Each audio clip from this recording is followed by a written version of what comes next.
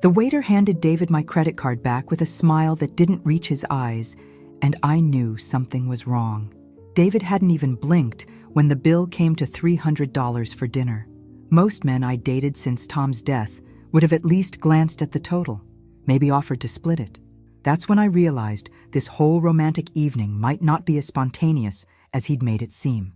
Where are you watching from today? Drop your location in the comments below and hit that like and subscribe button.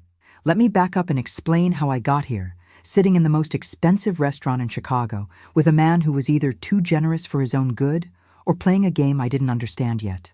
3 months earlier, I'd been standing in the produce section of Whole Foods, trying to decide between overpriced organic apples and regular ones that probably wouldn't kill me, when someone bumped into my cart.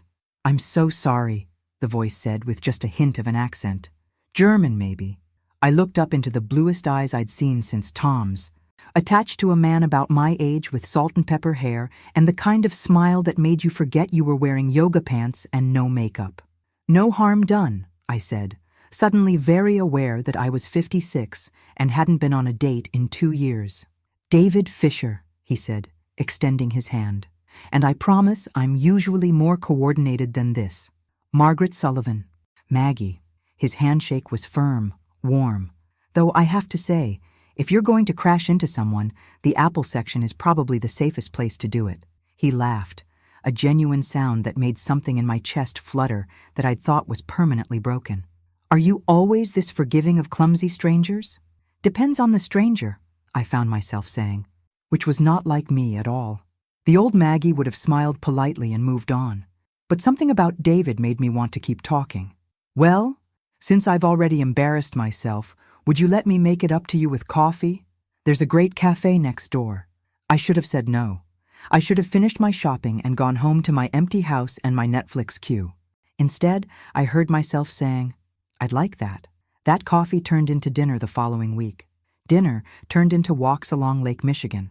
Walks turned into weekend trips to art museums and jazz clubs. For the first time since Tom's funeral, I felt alive again. David was everything Tom hadn't been. Spontaneous where Tom was cautious. Worldly where Tom was hometown comfortable. He spoke 4 languages, had lived in 6 countries, and owned an import business that seemed to require frequent travel but also gave him flexible schedules. "I've been thinking about visiting my daughter in Germany," he mentioned one evening as we walked through Grant Park. "Emma's studying abroad in Munich. I haven't seen her in months." "That must be hard," I said, thinking of my own daughter Sarah, who lived 2 states away and called every Sunday like clockwork. "It is." He stopped walking and turned to face me. "Maggie, I know this might sound crazy, but would you consider coming with me? Emma's been asking to meet you, and I think you'd love Munich in November." My first instinct was to say no. We'd only been dating 3 months. Meeting his daughter felt like a big step, maybe too big. But then I remembered what my therapist had said about taking chances, about not letting Tom's death be the end of my story. "I'd need to check my passport," I said. "Is that a yes?" "That's a yes." The smile that spread across his face was so bright it could have powered the street lamps. He pulled me into his arms right there on the sidewalk and kissed me like we were 20 years old instead of pushing 60. "You're going to love Emma," he said against my lips. "And she's going to love you." That was 6 weeks ago. Since then, David had handled all the travel arrangements, insisting on paying for everything despite my protests. "You're my guest," he'd say whenever I tried to contribute. "Let me take care of you." It was sweet, romantic even. So why did I feel like something was off? Maybe it was the way he'd deflected when I asked specific questions about his business, or how he never seemed to have mail delivered to his apartment, or the fact that in 3 months I'd never met any of his friends or even learned much about his life before Chicago. But tonight, watching him sign the dinner check without blinking at a number that would cover my grocery budget for a month, I couldn't shake the feeling that I was missing something important. "Nervous about the trip?" David asked, misreading my expression as we waited for the valet to bring his car. "A little," I admitted. "It's been a long time since I traveled anywhere that required a passport. Emma's going to be so excited to finally meet you." "She's been planning our whole week." His hand found mine, warm and reassuring. "I think she's more nervous than you are, actually." "About meeting your girlfriend?" About meeting the woman who's made me happier than I've been in years. The way he said it made my heart skip, and I almost felt guilty for my earlier suspicions. This was David, sweet, thoughtful David, who brought me flowers every Friday and remembered that I liked my coffee with cream, but no sugar. What was wrong with me that I was looking for problems where none existed? The valet returned with David's BMW, another expensive detail I'd noticed but tried not to think about. Import business must be better than I'd realized. So tomorrow night we'll be in Munich, David said as we drove back to my place. Are you ready for your first German adventure? Ready as I'll ever be. I squeezed his hand, pushing my doubts aside. What could possibly go wrong? Famous last words. As my mother used to say, if I'd known then what I know now, I would have gotten out of that car, gone inside my safe little house, and blocked David's number. But I didn't know. Not yet. The flight to Munich was smooth, which should have been my first clue that the universe was lulling me into a false sense of security. David held my hand during takeoff and pointed out landmarks when we began our descent. He was the perfect travel companion, attentive without being clingy, patient when I struggled with the German immigration forms. Nervous about meeting Emma? He asked as we collected our luggage. Terrified, I admitted. What if she doesn't like me? Impossible. He kissed my temple. But if it helps, she's probably more nervous than you are. The Munich airport was a maze of glass and steel, all efficient German design and travelers hurrying in 6 different directions. I tried to look confident and worldly, but honestly, I felt like what I was, a widow from Chicago who hadn't left the country in 15 years. There she is, David said, pointing toward the arrivals area. Emma Fisher was nothing like I'd expected. David's photos hadn't prepared me for how strikingly beautiful she was. Tall, blonde, with cheekbones that belonged on a magazine cover. She waved when she saw us, her smile bright and welcoming. Papa. She embraced David with genuine warmth before turning to me. And you must be Maggie. I've heard so much about you. Her English was perfect, with just the faintest trace of an accent. She hugged me too, which surprised me. Most 20-something kids were awkward around their parents' new relationships. It's wonderful to finally meet you, Emma. David talks about you constantly. All lies, I'm sure, she said with a laugh that reminded me of her father's. Come, let's get you to the apartment. You must be exhausted. The drive through Munich was like stepping into a fairy tale. Medieval architecture mixed with modern buildings. Everything clean and orderly in that distinctly German way. Emma kept up a steady stream of conversation, pointing out landmarks and asking about my flight. Papa said you're an interior designer, she asked, glancing at me in the rearview mirror. Was. I'm semi-retired now. Since Tom's death, work had lost its appeal. I had enough saved to be comfortable, and motivation was harder to come by these days. How wonderful that you have the freedom to travel now. Papa's been so excited about showing you Germany. Something in her tone made me look more closely at her expression in the mirror. Was that amusement in her eyes? I told myself I was imagining things. The apartment was in a beautiful building in the Schwabing district, all high ceilings and period details. Emma carried herself through the space like she owned it, which seemed odd for a college student studying abroad. This is incredible, I said, taking in the expensive furniture and original artwork. How does a student afford something like this? Emma and David exchanged a quick glance that I almost missed. Papa helps with expenses, Emma said smoothly. And I have roommates to split the cost.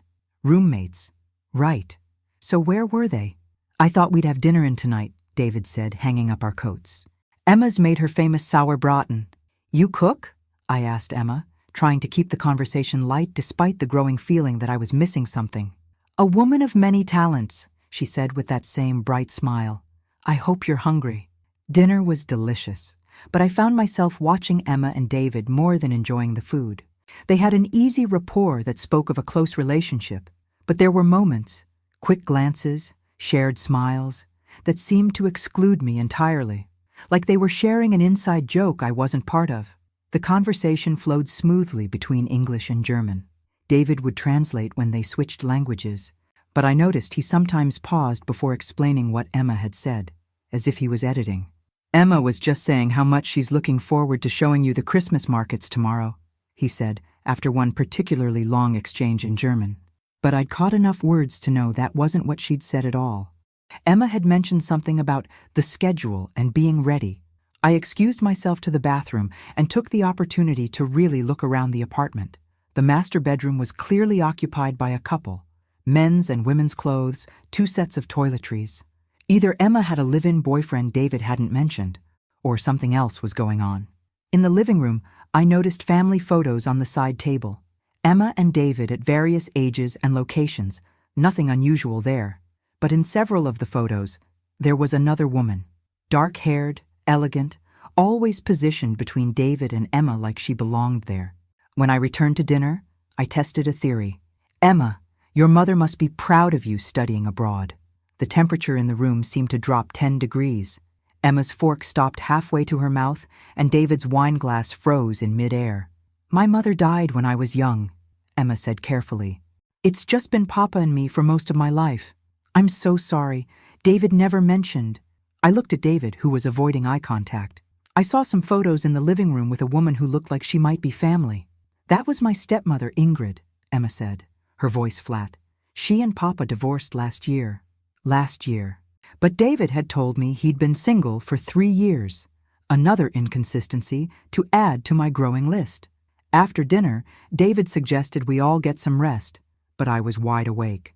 Jet lag, I told myself, but really, it was the nagging feeling that nothing about this trip was what it seemed.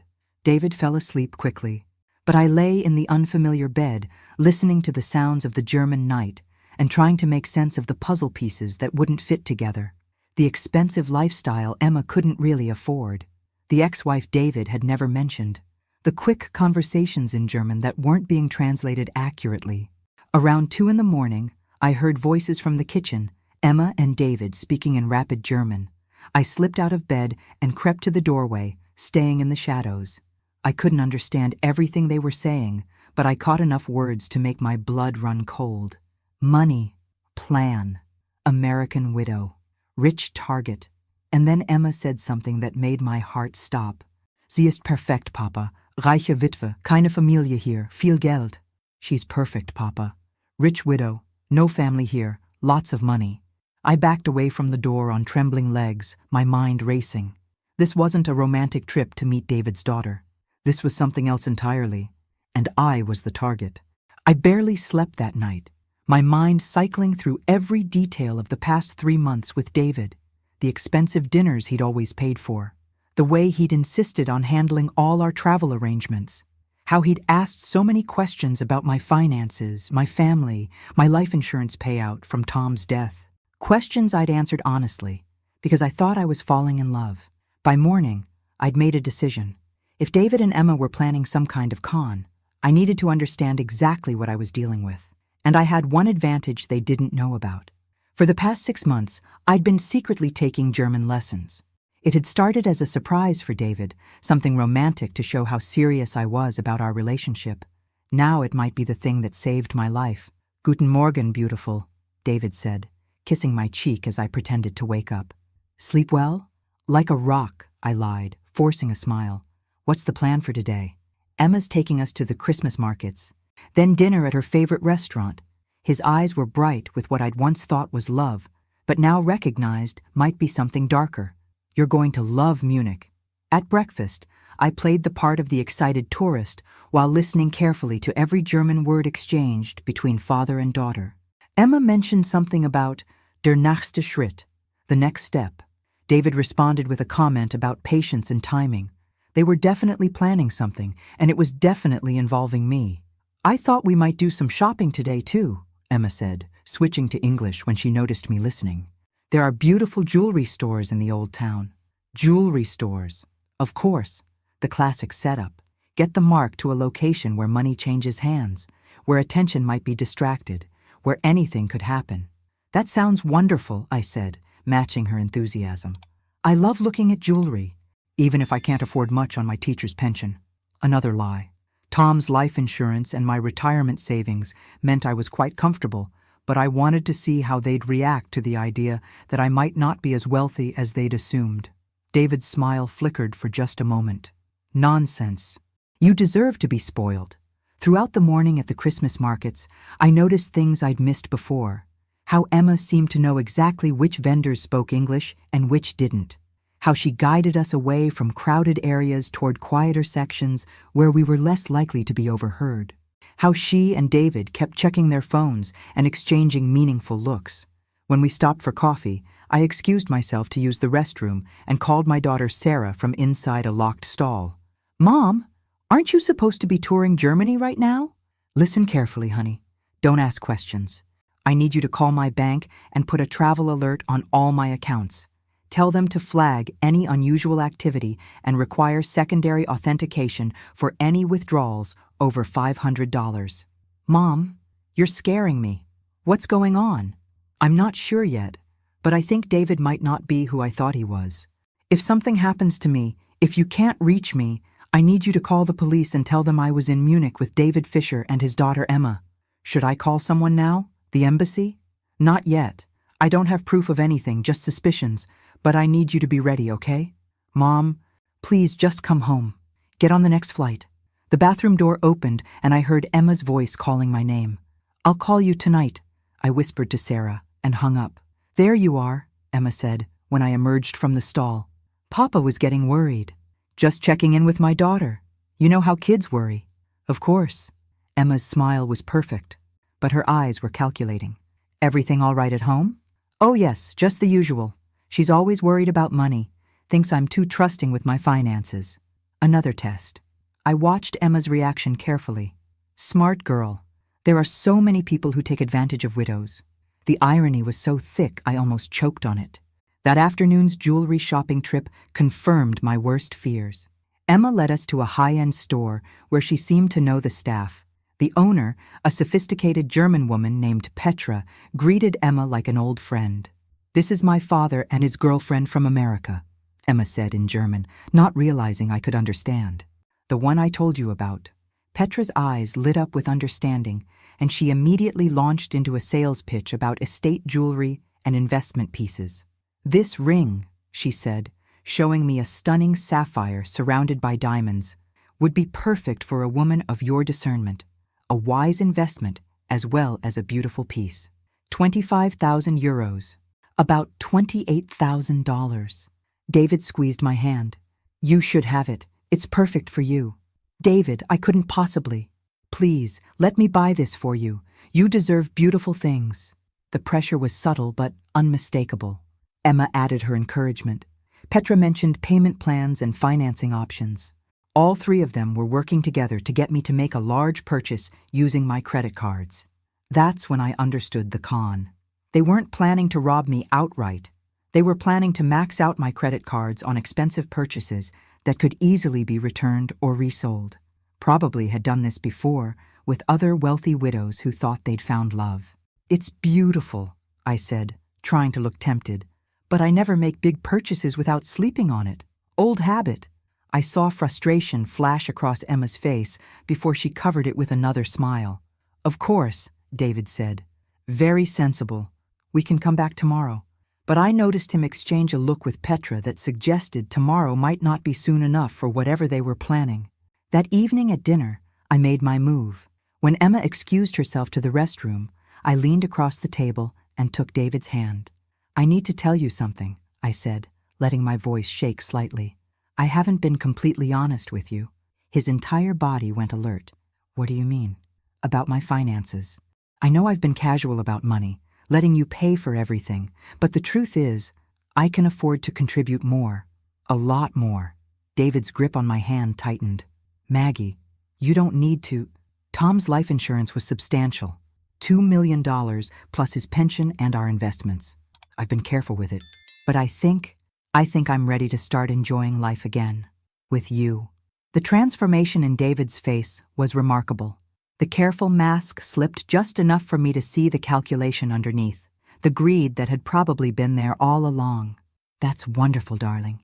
You deserve to enjoy life." When Emma returned from the restroom, David leaned over and whispered something to her in German. I caught the words, 2 Millionen, 2 million, and saw Emma's eyes light up like Christmas morning. They thought they'd hit the jackpot. A lonely, trusting widow with $2 million and no one in Germany to protect her.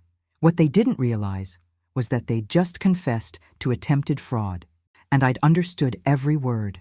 I spent another sleepless night planning my next move while David snored peacefully beside me. Every logical part of my brain said to run, call a taxi to the airport, get on the next flight home, and let the police sort it out later. But a deeper part of me, the part that had gotten me through Tom's death and starting over at 54, wanted answers. How long had they been planning this? How many other women had they targeted? And what exactly was their endgame? Over breakfast, Emma was unusually animated. I thought today we might visit Neuschwanstein Castle, she said, showing me pictures on her phone. It's only 2 hours by car, and the scenery is magnificent. 2 hours by car, away from Munich, away from crowds, away from anyone who might help me if things went wrong. That sounds amazing, I said, butter my roll with hands that only trembled slightly.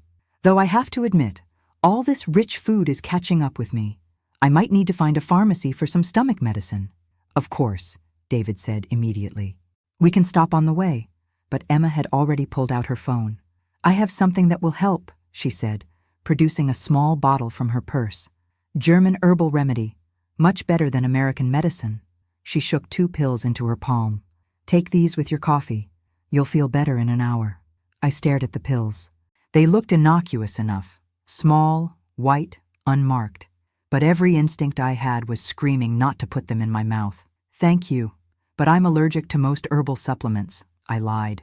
I'll just pick something up at a pharmacy. Emma's smile didn't waver, but her eyes hardened slightly. Are you sure? These are very gentle. I'm sure. But thank you for thinking of me. I pretended to slip the pills into my pocket while actually palming them. Later, in the bathroom, I wrapped them in tissue and tucked them into my cosmetics bag. If I was right about what they were, I might need them as evidence. The drive to Neuschwanstein Castle was beautiful and terrifying in equal measure. Emma drove while David played tour guide, pointing out landmarks and sharing stories about Bavarian history. To anyone watching, we looked like a happy family on vacation. But I noticed Emma taking several turns that didn't match the route shown on the GPS. When I mentioned it, she laughed it off. I know a scenic route, she said. Trust me. Trust. What a concept. As we climbed higher into the mountains, the roads became narrower and the traffic lighter. My phone signal dropped to 1 bar, then disappeared entirely. Perfect place for an accident or a medical emergency where help would be a long time coming. Pull over here, David said suddenly as we approached a scenic overlook. Maggie has to see this view. The overlook was deserted, just a small parking area carved into the mountainside with a spectacular view of the valley below, and a sheer drop that would be unsurvivable. It's breathtaking, I said, staying close to the car while David and Emma walked to the edge of the overlook. They stood together, looking down into the valley, and I heard Emma say something in German about making it look natural. That's when I knew for certain that this wasn't just a financial con.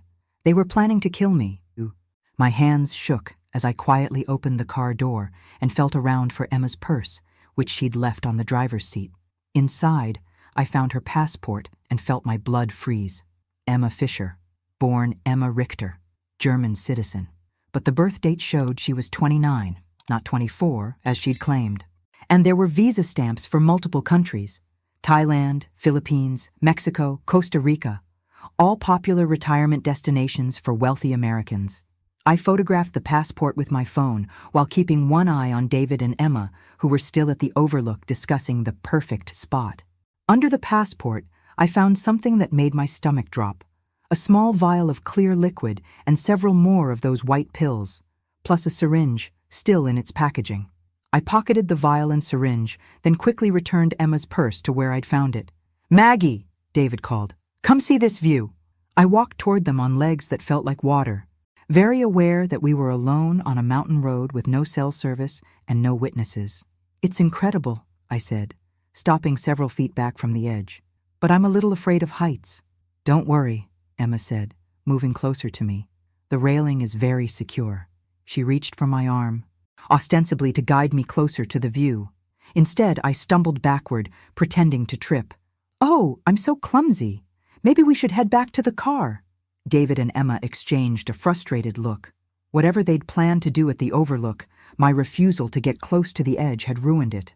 "Of course," David said smoothly. "We don't want you to be uncomfortable." But as we walked back to the car, I felt Emma close behind me. Too close.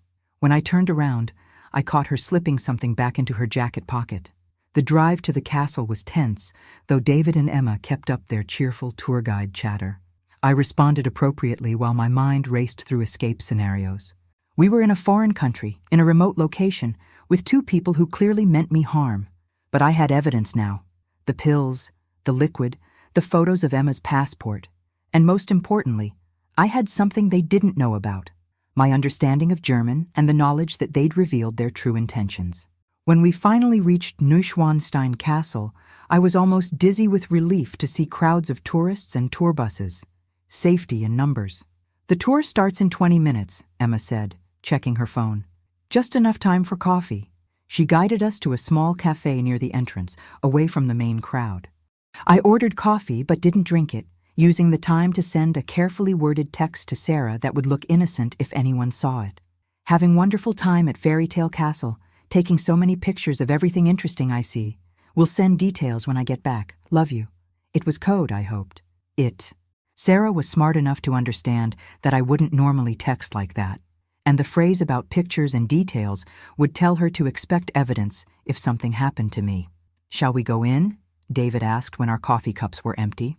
The castle tour was a 2-hour ordeal of trying to look fascinated by King Ludwig's bedroom while planning my escape.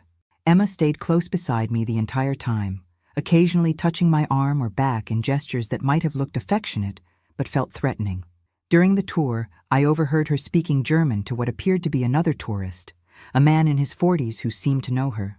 They spoke in low, urgent tones, and I caught enough to understand they were discussing timing and opportunities. How many people were part of this operation? As we exited the castle, Emma suggested one final stop at a gift shop tucked away from the main tourist area. "They have beautiful scarves," she said. "Perfect souvenirs." The shop was small, dimly lit, and nearly empty. The elderly proprietor barely looked up when we entered. Emma immediately began showing me scarves near the back of the store, away from the windows and the door. That's when David moved to block the exit. I was trapped, and they knew it. "This one is lovely," Emma said, holding up a silk scarf in deep blue. "Try it on."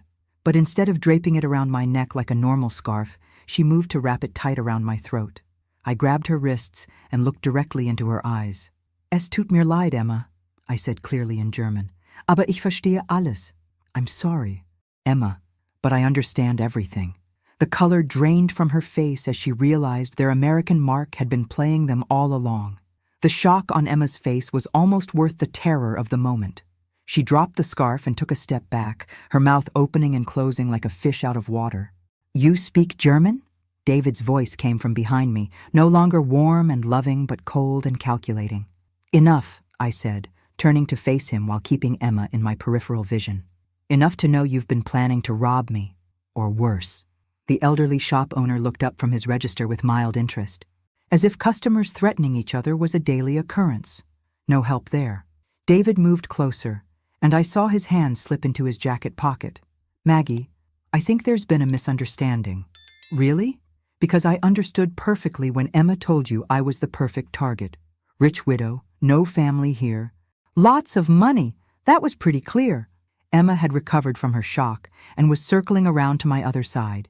In a few seconds, I'd be trapped between them with nowhere to run. "You clever little mouse," she said, her accent thicker now, her English less polished. But not clever enough. That's when I pulled out my phone and hit play on a voice recording app I'd started when we entered the shop. "You were saying something about me being clever?" I asked loudly. "Please, continue. Tell me more about your plan." David lunged for my phone, but I was already moving, grabbing a heavy ceramic vase from a nearby shelf and swinging it toward his head. It connected with a satisfying crack, and he stumbled backward. Emma reached for me, but I was ready. 2 years of grief therapy had included some anger management sessions that involved kickboxing. I might be 56, but I was in better shape than most people half my age. My elbow connected with Emma's solar plexus, doubling her over. I ran for the door, shouting in German for help as loudly as I could. Hilfe! Sie versuchen mich zu berauben! Help! They're trying to rob me! The street outside was busy with tourists heading back to their buses. Several people turned at my shouting, and I saw a police officer near the parking area. Polizei! I screamed, running toward him. Hilfe! Behind me, I could hear David and Emma emerging from the shop. Emma was shouting something about a crazy American tourist trying to control the narrative, but I was already reaching the officer. Sprechen Sie English? I gasped. Do you speak English? Yes, of course. What is the problem? Those two people. I pointed at David and Emma, who had stopped pursuing me when they saw the police officer. They've been trying to rob me. They brought me here to hurt me. The officer looked skeptical. You are tourists together, no? I thought we were, but they've been planning this for months. I pulled out my phone. I have evidence, photos, recordings. Emma had approached us now, her face a mask of concern. Officer, I'm so sorry. My stepmother has been having episodes lately. Confusion, paranoia. We're trying to get her to see a doctor. Stepmother. Clever. It explained why we were traveling together, but also gave them an excuse for any erratic behavior on my part. She's lying, I said firmly. My name is Margaret Sullivan. I'm an American citizen, and these people have been planning to rob me. Check my passport. Check theirs. She told me she was 24, but her passport says she's 29. The officer looked between us uncertainly. David stepped forward with his most charming smile. Officer, I apologize for the disturbance. My girlfriend has been under a lot of stress lately, and I think the travel has been too much for her. He spoke with the authority of a man accustomed to being believed. Perhaps you could recommend a doctor who speaks English? I could see the officer being swayed. 3 Americans having a family dispute wasn't high on his priority list, and David's calm, reasonable demeanor was more convincing than my frantic accusations. I need to make a phone call, I said quickly, to the American embassy. Of course, the officer said, but perhaps it would be better to resolve this quietly. No? Return to your hotel, rest, talk with your family. David nodded eagerly. Exactly what I was thinking. Thank you, officer. But as we walked back toward Emma's car, I realized I'd just made a terrible mistake. I'd revealed that I knew their plan, but I hadn't gotten away from them. Now they knew I was a threat, and they'd be desperate to silence me. Get in the car, Maggie, David said quietly. His hand was back in his pocket, and I was sure he had a weapon. I think I'd prefer to take the bus back to Munich, I said. I don't think that's an option anymore, Emma said, opening the car door. Please don't make this harder than it has to be. The bus was already pulling away, taking my last chance at safety with it. The police officer had moved on to other tourists. We were alone again. I got in the car because I didn't see another choice, but my mind was racing. They couldn't kill me at the castle. Too many witnesses, too much scrutiny.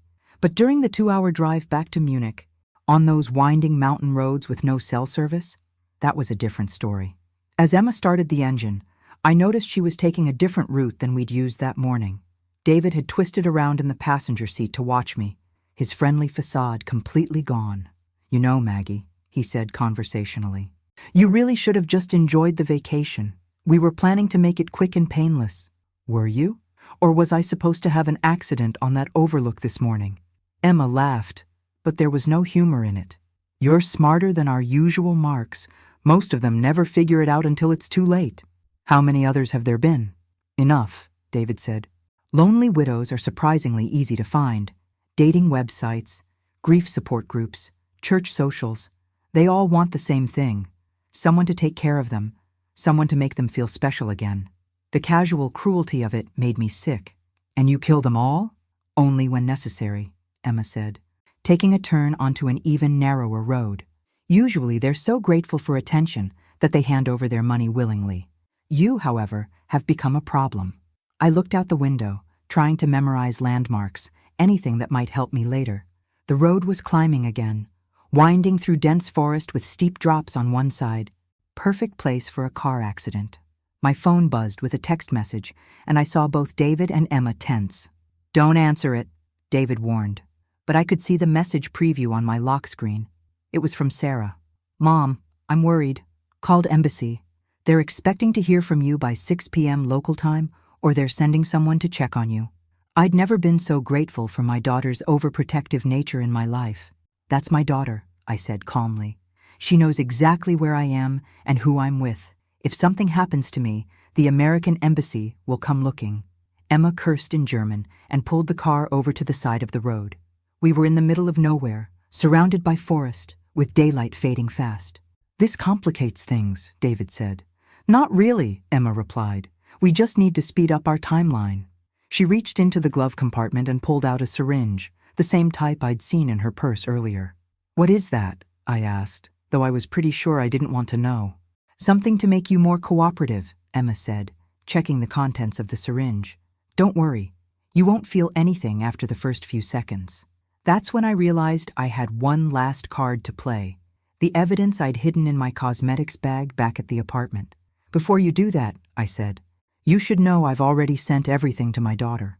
The photos of your passport, recordings of your conversations, even samples of those pills you tried to give me this morning. Emma's hand stilled. You're lying. Am I? Check your purse. Are all those pills still there? Emma frantically searched her purse while David grabbed my phone, scrolling through my messages and photos. She's telling the truth, he said grimly. She took pictures of everything.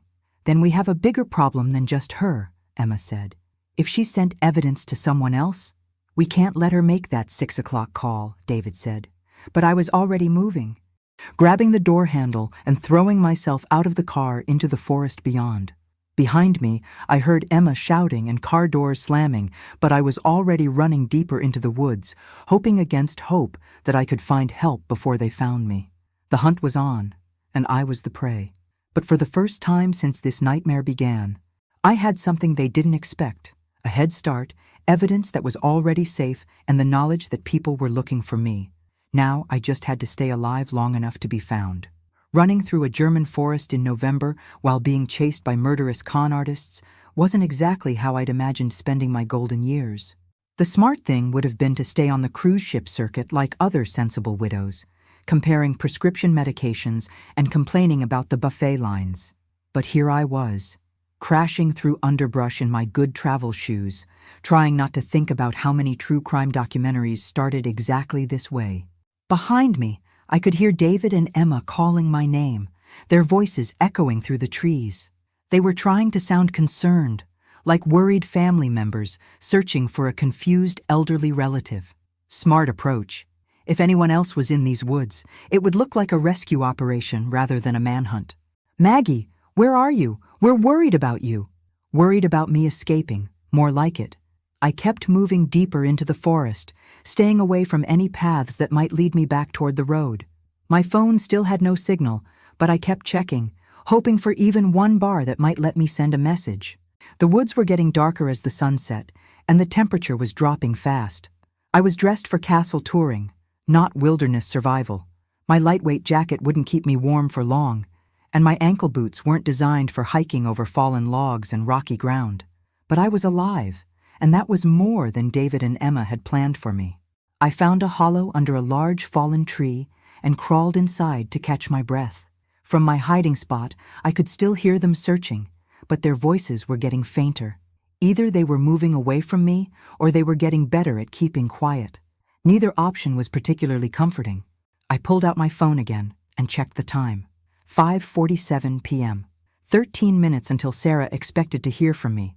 If I missed that deadline, the embassy would start looking. But how long would it take them to find me? And would I still be alive when they did? That's when I heard the voices again. Much closer this time. She can't have gone far, Emma was saying in German. An American tourist in hiking boots? She'll be heading back toward the road within an hour. Unless she's smarter than we thought, David replied. She's already proven she's more observant than our usual targets. It doesn't matter how smart she is. She's trapped in the woods with no cell service and no idea where she is. We just need to be patient. Patient. They were planning to wait me out, knowing I'd have to come back eventually for food, warmth, or shelter. But they were wrong about one thing. I did know where I was. Sort of. During the drive, I'd been paying attention to road signs and landmarks, partly from habit and partly because something about this whole trip had felt wrong from the beginning. We were somewhere near Oberammergau in the Bavarian Alps. Tourist area, which meant there would be hiking trails, mountain huts, maybe even a village if I could figure out which direction to go. I waited until their voices faded again, then carefully emerged from my hiding spot. The forest was almost completely dark now, but there was enough moonlight filtering through the bare branches to see a few feet ahead. I started moving parallel to where I thought the road was, hoping to find a trail marker or some other sign of civilization. My feet were already starting to hurt, and I was getting hungry, but those were minor concerns compared to staying alive. 20 minutes later, I heard something that made my heart leap. The sound of a car engine. Not Emma's car, but something heavier, like a truck or SUV. I moved as quickly as I dared toward the sound. Emerging from the tree line, just as a German Forestry Service vehicle drove past on a narrow dirt road I hadn't known existed. I ran into the road, waving my arms and shouting in German, "Hilfe! Bitte helfen Sie mir!" The truck stopped, and a man in uniform got out. He looked to be in his 30s, with the kind of calm competence you'd want in an emergency situation. "Was es passiert? What happened?" "I'm American," I said, switching to English. "There are people trying to hurt me. Please, I need to call the police." He studied my face for a moment, probably trying to decide if I was a genuine victim or just another confused tourist. My torn jacket and the scratches on my hands from running through the woods must have been convincing evidence. "Get in," he said in accented English. "I will take you to the station." I climbed into the passenger seat, almost crying with relief. For the first time in hours, I felt safe. "My name is Klaus Muller," he said as we drove. "I am forest ranger here. You said someone is trying to hurt you?" I gave him the abbreviated version. American tourist, boyfriend, and his daughter planned to rob me, chased me into the woods. I didn't mention the murder attempt or the syringe. That could wait for the police. "Where are they now?" Klaus asked. "Still looking for me, I think. They had a car, blue BMW with Munich plates." I tried to remember the license number but came up blank. Klaus radioed something to his headquarters in rapid German, then looked at his watch. "Police will meet us at the ranger station. 10 minutes. 10 minutes. I could survive 10 more minutes. But as we rounded a bend in the road, Klaus suddenly hit the brakes. Emma's BMW was parked sideways across the narrow road, blocking our path. "That's them," I whispered. Klaus immediately put the truck in reverse, but it was too late. David appeared at the driver's side window with what looked like a gun, while Emma approached from my side. "Turn off the engine," David said calmly, "and both of you get out slowly." Klaus looked at me apologetically. "I am sorry. I should have been more careful." "It's not your fault," I said. "They've been planning this for months." We climbed out of the truck with our hands visible. Emma was holding that syringe again, and her smile was pure predator. "Hello again, stepmother," she said. "Ready to come home now?" But what they didn't know was that Klaus's radio call had already gone through. Help was coming, even if it might be too late for us. David gestured with his gun toward their car. "Everyone in the BMW. We're going to take a little drive." "Where?" Klaus asked. "Somewhere quieter," Emma said. "Somewhere we can have a family discussion without interruption." As we walked toward their car, I caught Klaus's eye and mouthed 2 words in German. "10 Minuten." 10 minutes. He gave an almost imperceptible nod. He understood. We just had to stay alive for 10 more minutes. The BMW felt like a mobile coffin as Emma drove us deeper into the mountains. Klaus and I were in the back seat with David pointing his gun at us from the front passenger seat. Professional to the end, David had zip-tied our hands behind our backs. Apparently, they came prepared for multiple hostages. I had to admire their thoroughness, even while planning their demise. "So, Klaus," David said conversationally, "bad luck running into us tonight. Wrong place, wrong time." Klaus said nothing, but I could feel the tension radiating from him. He was probably calculating distances and angles, looking for an opportunity to act. Good. I needed him focused, not panicked. "Where are we going?" I asked. "Somewhere private," Emma said, taking another turn onto an even narrower road. "Papa has a special place he likes to use for difficult conversations." Papa. Even now, she was still playing the devoted daughter role. I wondered if that was genuine, or just part of their cover story. "How long have you two been doing this?" I asked. "The widow hunting, I mean." David chuckled. "Longer than you might think. Emma's been my partner for almost 8 years now." "Partner in what sense?"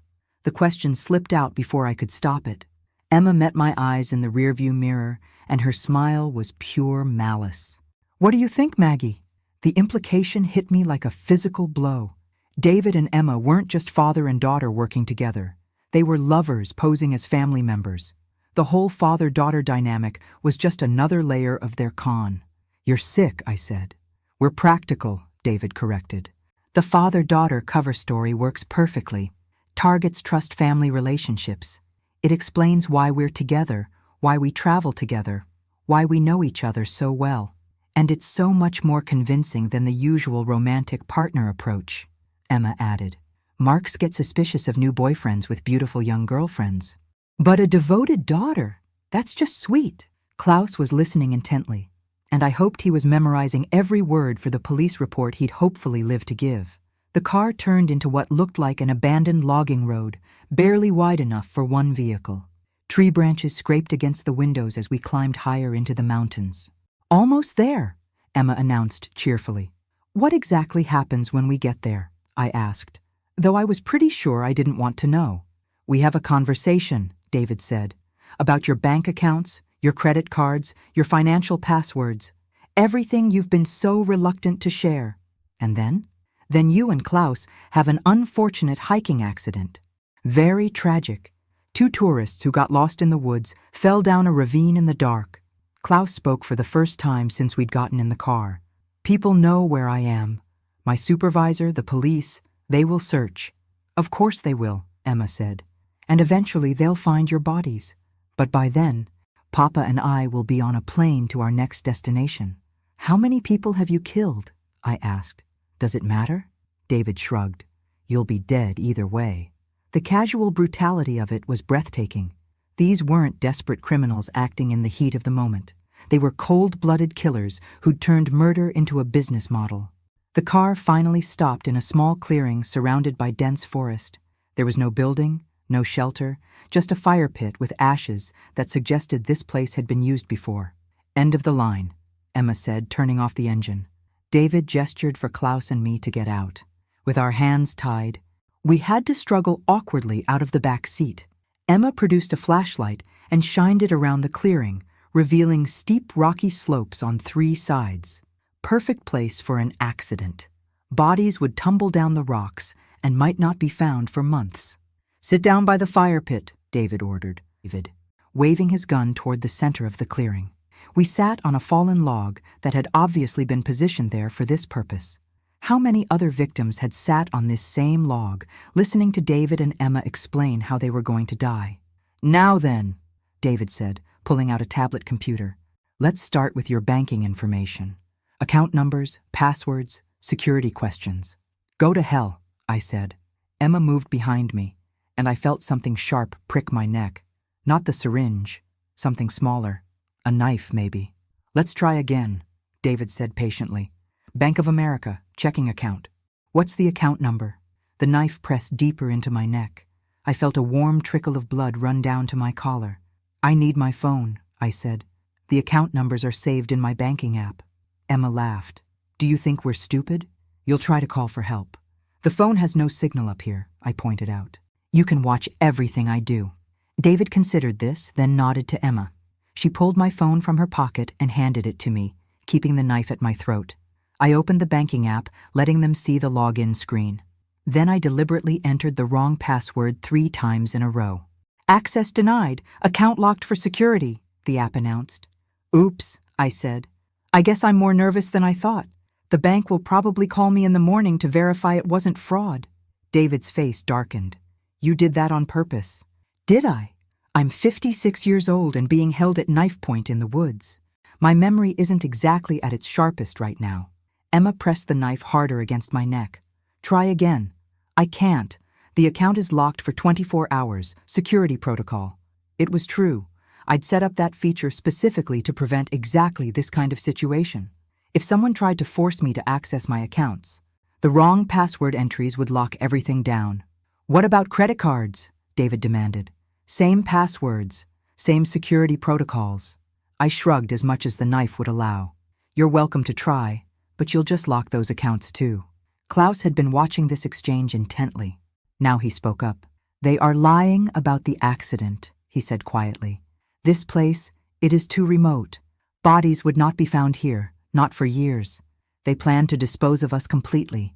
Emma's laugh was sharp and bitter. Smart man. Yes, we have a more permanent solution in mind. She gestured toward the dark forest with her free hand.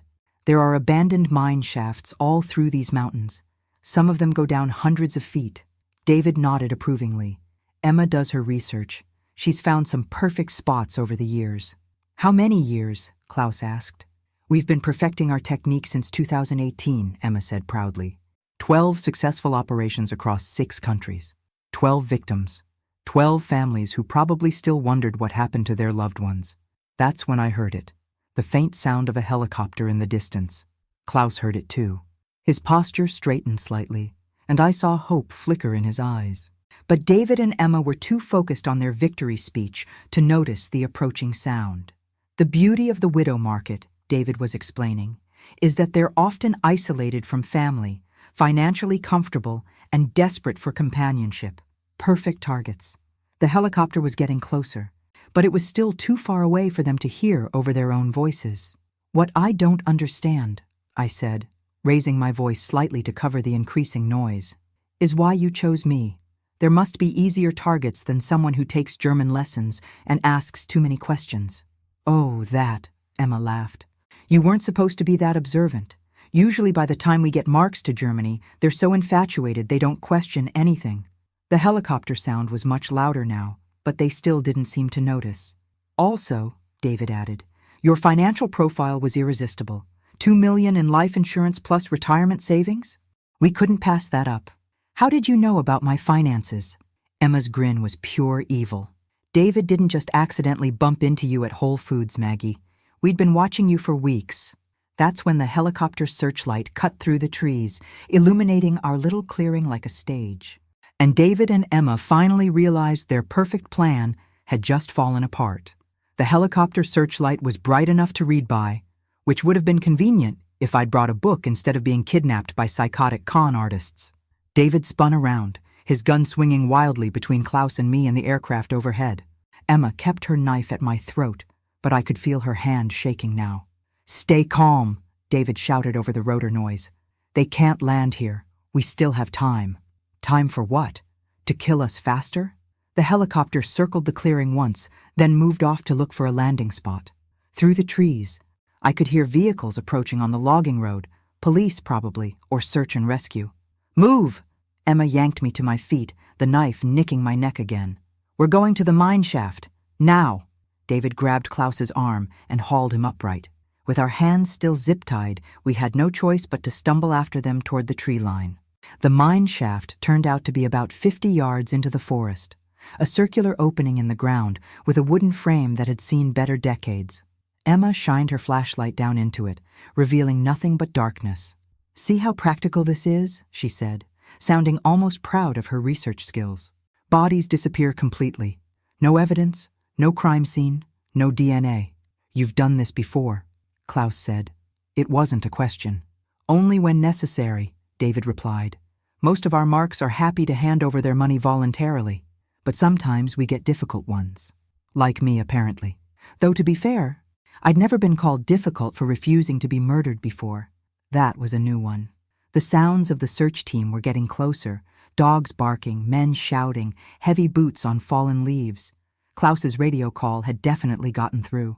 They'll be here in minutes, I pointed out helpfully. Exactly, Emma said. Which is why this needs to happen quickly. She positioned me at the edge of the mine shaft, the knife still at my throat. David did the same with Klaus. I could see the plan. Make it look like we'd fallen in while trying to escape. Tragic accident, no evidence of murder. Any last words? Emma asked, almost politely. Actually, yes, I said. I have a question about your business model. David blinked. Your what now? Your business model. See, I was a financial consultant before I retired, so I'm curious about the economics of your operation. Emma stared at me like I'd lost my mind. Which, given that I was discussing profit margins while standing at the edge of a mine shaft with a knife to my throat, was probably a fair assessment. You kill 12 people in 6 years. That's 2 victims per year, I continued. Even if you average $500,000 per score, that's only $1 million annually. Split between 2 people, Living expenses, travel costs, bribes, equipment. I shook my head. The overhead must be killing your margins. What are you doing? Klaus whispered. Buying time, I whispered back, and satisfying professional curiosity. David was frowning now, apparently unable to resist engaging with my analysis. We don't split it evenly, and some marks are worth much more than 500,000. Like me, presumably. But still, you're looking at maybe 300,000 per person per year, assuming everything goes perfectly. That's not wealthy, that's upper middle class. And you're risking life in prison for it. The search dogs were much closer now, maybe a couple 100 yards away. The point isn't just money, Emma snapped. It's the game, the challenge, the power. Ah, I nodded sagely. So you're not really professional criminals, you're amateur psychologists with a murder hobby. That explains the inefficiency.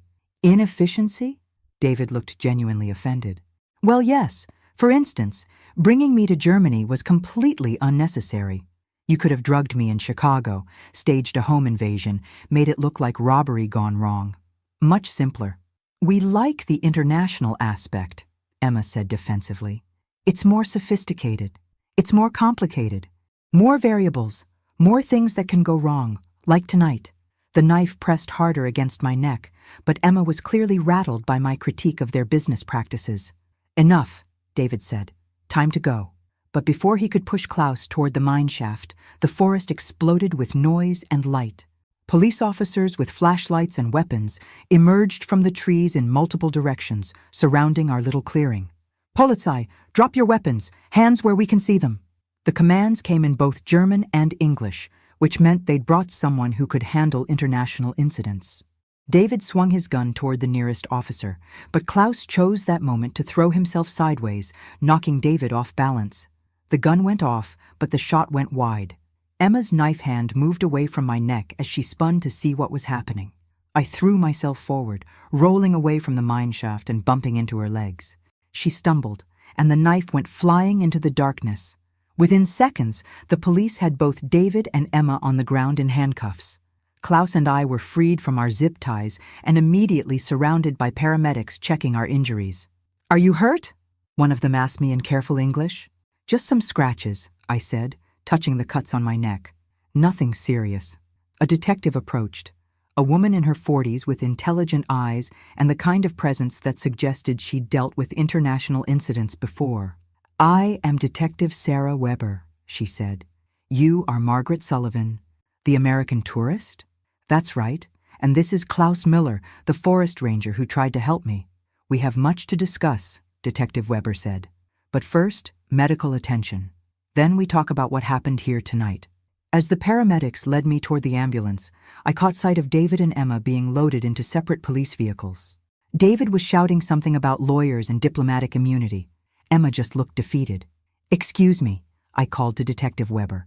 You'll want to search their apartment in Munich. I think you'll find evidence of other victims. We are already coordinating with Munich police, she assured me. Your daughter provided very detailed information when she contacted the embassy. My daughter. I'd forgotten about the 6 p.m. deadline completely. What time is it? I asked the paramedic. He checked his watch. Nearly midnight. I'd missed Sarah's deadline by 6 hours. She must be worried sick. Can I call her? My daughter?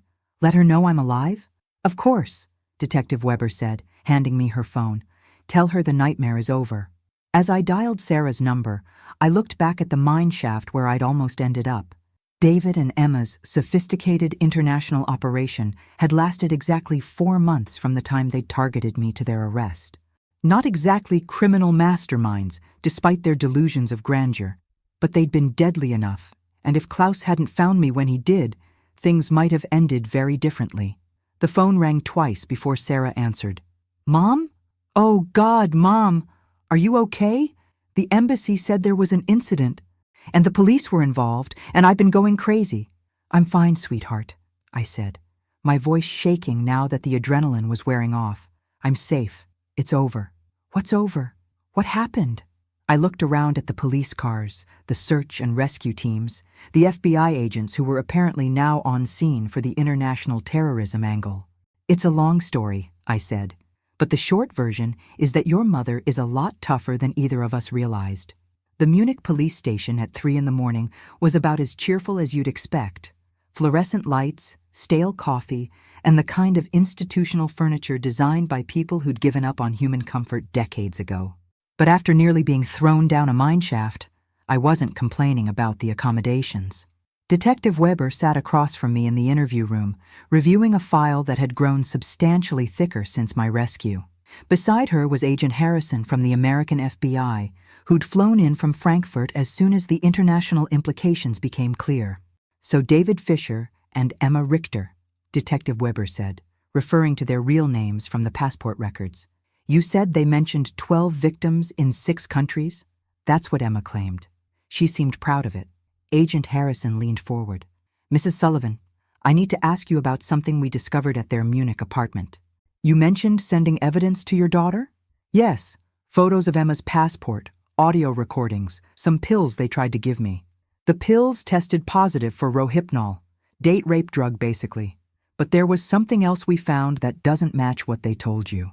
He opened a laptop and turned it toward me. The screen showed a sophisticated database with photos, personal information, and financial data for what looked like hundreds of people. "This isn't a small operation, Mrs. Sullivan. This is an international network." I stared at the screen, scrolling through page after page of potential victims. Wealthy widows, divorced women, even some wealthy men, all carefully researched and categorized by net worth, family connections, and psychological vulnerabilities. "How many people are involved in this?" I asked. "We're still investigating, but initial analysis suggests at least 30 active participants across 12 countries." David and Emma were just one cell in a much larger organization. The scope of it was staggering. This wasn't 2 criminals working together. This was an international conspiracy that had been targeting vulnerable people for years. "What about the other victims? The 12 people Emma mentioned?" Detective Weber pulled out another file. "We cross-referenced missing persons reports with the locations and dates in their files. We've identified 8 confirmed victims so far. 4 other cases are still under investigation. 8 confirmed murders. Families who'd been wondering what happened to their loved ones for years." "There's something else," Agent Harrison said. "The database shows they'd been planning to target you for over a year." "A year? But I only met David 3 months ago." "They researched you thoroughly before making contact. Your financial situation, your late husband's life insurance, your daily routines, your emotional vulnerabilities after his death. The encounter at Whole Foods wasn't accidental. It was a carefully planned approach. The violation of it was almost worse than the attempted murder. They'd been studying me, learning my weaknesses, planning my death before I even knew they existed." "How did they know so much about my finances?" "Identity theft? Most likely. Someone in their network has access to credit reporting databases, insurance records, maybe even bank systems. We're working with Interpol to trace the digital trail." I thought about the past 3 months with David. All those romantic dinners, the weekend trips, the conversations about my hopes and dreams for the future. It had all been theater, performed for an audience of 1, while they planned to murder me for my money. "Mrs. Sullivan," Detective Weber said gently, "I know this is difficult, but we need to know everything you can remember about their conversations, especially anything they said about other operations or other people in their network." I spent the next 2 hours going through every detail I could recall, from David's evasions about his business to Emma's casual mention of their success rate. Agent Harrison recorded everything while Detective Weber took notes. "There was one other thing," I said, remembering something from the car ride. "Emma mentioned that they'd been partners for 8 years, but she looked too young to have been doing this since she was 21. "About that," Agent Harrison said grimly. "Emma Richter's real age is 34, not 29 like her current passport says. She's been using false documents for years." "And David?" "David Fisher doesn't exist. The man you knew as David Fisher is actually Hans Kruger, age 58, with a criminal record going back to the 1990s. Identity fraud, forgery, theft. This is just his latest career move. Everything I thought I knew about David was a lie. Even his name was fake." "The good news," Detective Weber added, "is that your evidence and testimony have given us enough to unravel a significant piece of this network. The data on their computers includes communications with other cells, financial records, even training materials for new recruits." "Training materials?" Manuals on how to research targets, how to build romantic relationships quickly, how to manipulate vulnerable people psychologically. It's quite sophisticated. Agent Harrison showed me another screen, what looked like a professional presentation titled Widow Acquisition and Asset Extraction. Best Practices. I stared at the clinical language describing how to seduce and murder people like me. They teach this to other people? Apparently, it's a lucrative franchise operation. Experienced operators like Hans and Emma train new teams in exchange for a percentage of their earnings. The business model I'd criticized at the mineshaft was actually much more sophisticated than I'd realized. They weren't just killers, they were running a criminal enterprise that scaled by training other killers. How many other people are out there right now targeting someone like me? We don't know yet, Agent Harrison admitted. But we're coordinating with law enforcement in 6 countries to investigate everyone in their database. My phone buzzed with a text from Sarah. Landed in Frankfurt. Flying to Munich. Will be there by noon. I showed the message to Detective Weber. My daughter is coming to Germany. Good. You'll need family support during the investigation process. This case will likely take months to fully resolve. Months. I thought about going home to Chicago. Back to my quiet little life where the biggest excitement was choosing between cable news channels. After everything that had happened, it sounded wonderfully boring. Mrs. Sullivan, Agent Harrison said, there's one more thing you should know. Because of your cooperation and the evidence you provided, we've been able to prevent what would have been their next operation. What do you mean? Detective Weber pulled out a photograph, a woman about my age with kind eyes and a gentle smile. This is Patricia Reynolds from Phoenix, Arizona. Hans was planning to make contact with her next week. Patricia looked like she could be my sister. Same demographic, same vulnerabilities, same trusting nature that had made me such an attractive target. Thanks to you, Agent Harrison said. Patricia will never know how close she came to becoming victim number 13. I stared at Patricia's photo, thinking about all the other women like us who'd been saved by tonight's events. Women who'd go to bed safe in their own homes instead of ending up at the bottom of mine shafts. Will you need me to testify? I asked. Almost certainly, both in Germany and likely in the United States when we extradite the ones we can prosecute domestically.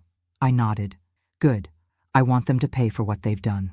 But more than that, I wanted to make sure no other widow ever had to run through a dark forest, wondering if she'd survive the night. As Detective Weber walked me to a hotel room the police had arranged, I realized something had fundamentally changed in me over the past few days. The woman who'd boarded that plane to Munich had been looking for romance and adventure. The woman walking through these police station corridors had found something else entirely, her own strength, and a purpose she'd never expected. David and Emma thought they were hunting a vulnerable prey. Instead, they'd awakened something in me that had been sleeping since Tom's death. They'd turned me into someone who fought back. 6 months later, I sat in a federal courthouse in Chicago, watching Hans Kruger, the man I'd known as David Fisher, receive 4 consecutive life sentences without possibility of parole. Emma Richter got the same sentence an hour later. The judge's words echoed through the courtroom. The systematic targeting and murder of vulnerable individuals represents one of the most callous criminal enterprises this court has ever encountered.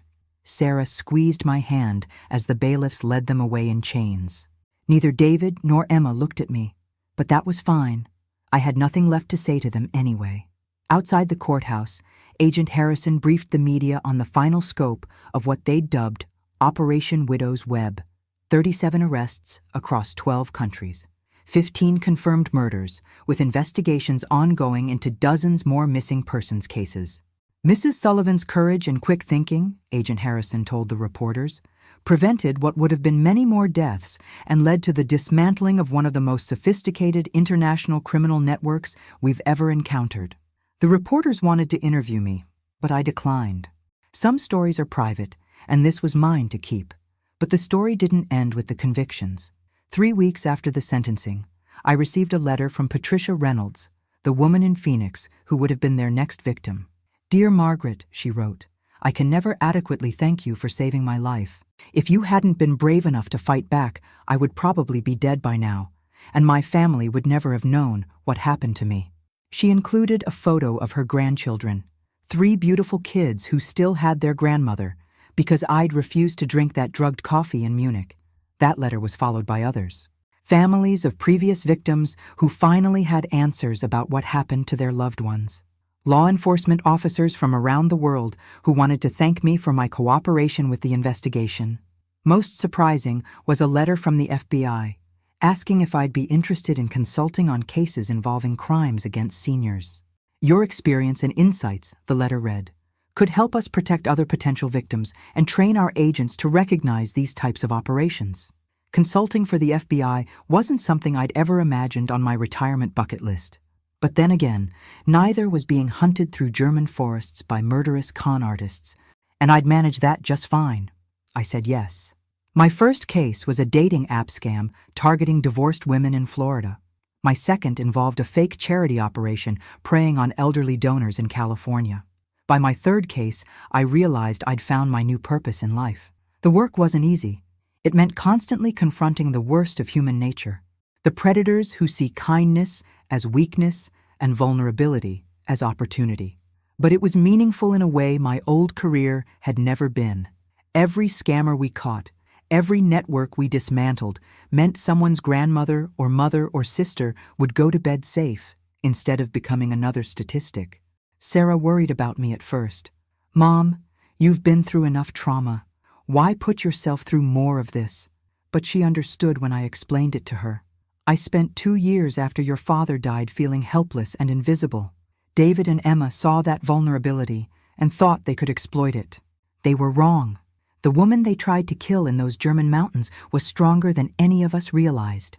The question was, what to do with that strength?" A year after the trial, I was invited to speak at a conference for law enforcement professionals about recognizing and preventing elder financial abuse.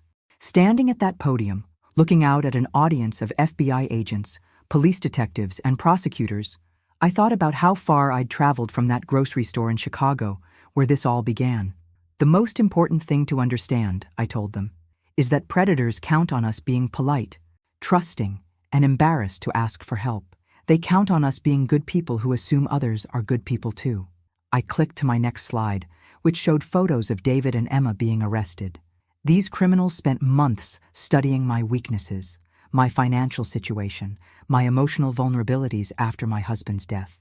They had every advantage: youth, experience, planning, and the element of surprise.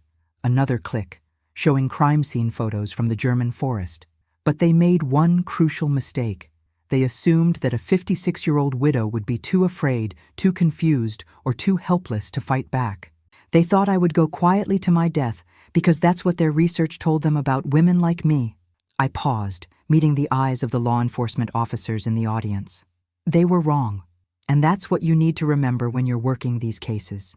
The victims you're trying to protect aren't helpless. We're not waiting around to be rescued. We're capable of fighting for ourselves if someone just gives us the tools and information we need. The applause was gratifying, but more important were the conversations afterward. Officers sharing stories about cases where elderly victims had fought back, had refused to be easy targets, had turned the tables on their would-be predators. That evening, I called Klaus Müller in Germany. He'd become a friend over the months of correspondence about the case, and we spoke regularly about his recovery from the trauma of that night. "How was the conference?" he asked. "Good. I think we're making progress, slowly but surely." "And how are you, Margaret?" "Really?" I considered the question while looking out the window of my hotel room at the Chicago skyline. Tomorrow I'd fly back to my house, the same house where I'd lived with Tom, where I'd grieved for him, where I'd been lonely and lost and looking for purpose. But I wasn't the same woman who'd left that house to meet David for dinner all those months ago. "I'm better than fine, Klaus. I'm exactly who I was always supposed to be." After I hung up, I opened my laptop and reviewed the case file for my next assignment, a romance scam targeting elderly men in retirement communities across Arizona. The FBI suspected it was connected to the same international network that had spawned David and Emma's operation. Some women my age were settling into quiet retirements, playing bridge and watching grandchildren grow up. And there was nothing wrong with that life. It was peaceful and safe and well-earned. But I'd found something different. I'd found my fight. David and Emma had tried to turn me into their victim.